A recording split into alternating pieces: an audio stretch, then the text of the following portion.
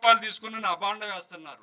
నేను ₹1,00,00,000 కాంట్రాక్ట్ చేసినంటే రేపొద్దున ముత్యాలమ్మ తల్లి ఇక్కడ ప్రమాణం చేయడానికి మీరు సిద్ధమా? నేను సిద్ధమని చెప్తాను.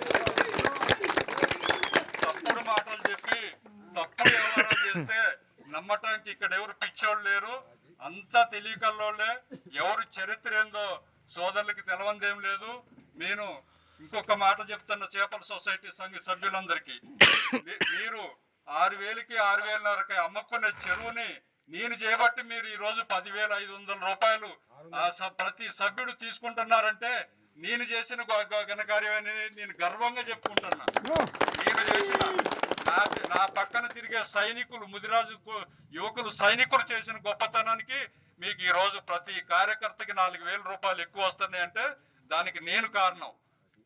మీరు ఏదో మభ్యపెట్టి మాయపెట్టి సోదరుల రక్తాన్ని కష్టాన్ని చెమటని మీరు తిందామని చూస్తే నా సోదరులు ఊకోకుండా నా సహకారంతో పాటలో కూర్చొని మీకు ఈరోజు ₹4,000 ఎక్కువ ఇప్పించడానికి కారణమవుతుంది.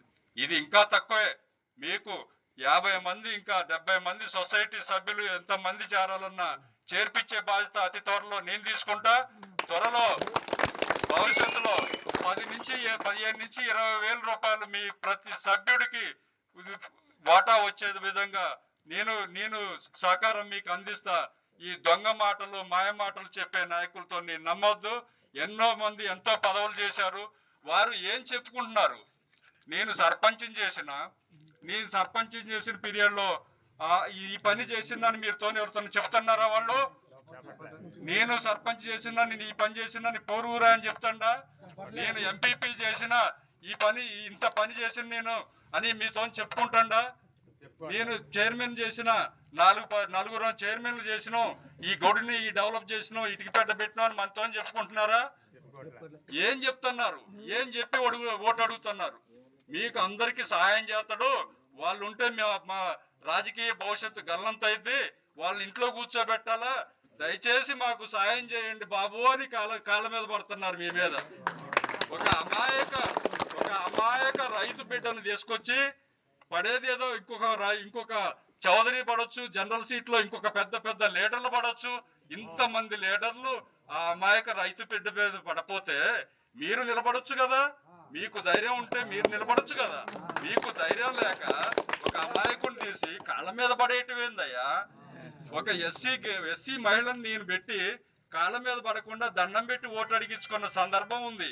ఒక ముదిరాజు బిడ్డ, రైతు కుటుంబం బిడ్డ, రైతు బిడ్డను తీసిపోయి కాళ్ళ మీద పడేయటమేంది? కాళ్ళ మీద పడేస్తే ఓట్లు పడతాయి అనుకుంటే తప్పు నాయనా. దానికి ఎవరేరు? 5 సంవత్సరాలు మన భవిష్యత్తు ఎవరైతే మంచిగా గ్రామ అభివృద్ధి మన సంక్షేమం చూస్తారో వారికే ఓట్లు వేస్తారు. ఇదంతా మనోహర్ బాబు వల్లనే అవుతుందని ఇంతమంది సోదరులు, ఇంతమంది అక్క చెల్లెళ్ళు నాకు సపోర్ట్ చేయడానికి వచ్చినందుకు మీకు హృదయపూర్వక ధన్యవాదాలు తెలుపుతున్నా. ఇంకొకటి కూడా హెచ్చరిస్తున్నా, మీరు కలలో కూడా చింతకాలంలో అడుగు పెట్టలేరు. ఇక్కడైతే కుదరదు. 11వ తారీఖు తర్వాత చింతకాలంలో పేరపోయిన చెత్తని మొత్తం డోజర్తో 12వ తారీఖు నుంచే ప్రక్షాళన స్టార్ట్ అవుతుంది. శుభ్రంగా చేసేస్తాం, ప్రక్షాళన చేస్తాం.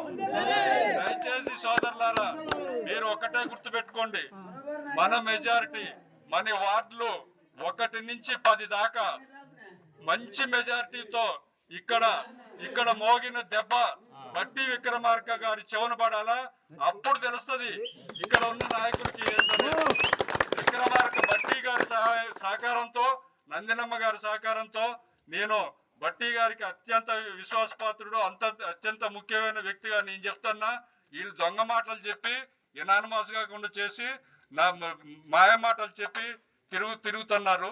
ఈ దెబ్బ సారికి వినపడాలి, అక్కడ నందినమ్మ గారికి వినపడాలా.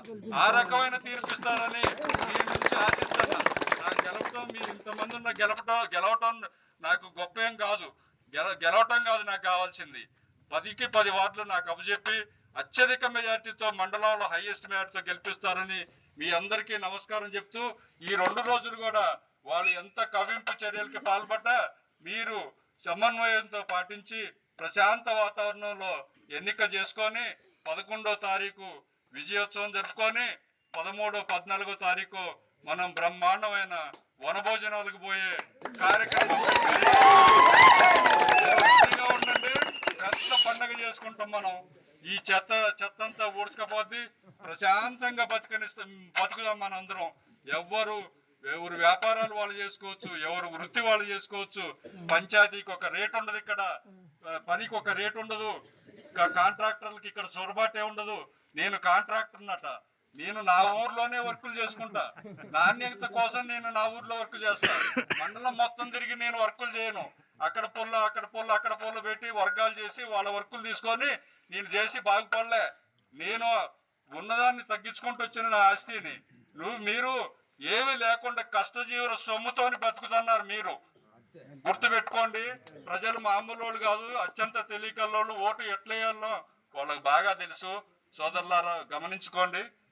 మీరు వాళ్ళేదో ఒకరికొకరు చెప్పుకుంటారట, ఇది మనకి తెలియదా? ఒకళ్ళకొకళ్ళు చెప్పుకునేది మంచి ఎంతసేపు బాకాల. మంచి కోసం ప్రయాణం చేద్దాం. దయచేసి మీరు కూడా అందరికీ చెప్పుకొని దిగ్విజయంగా విజయవంతం అయిదామని చెప్పి మిమ్మల్ని హృదయపూర్వకంగా నమస్కారం తెలుపుతున్నాను.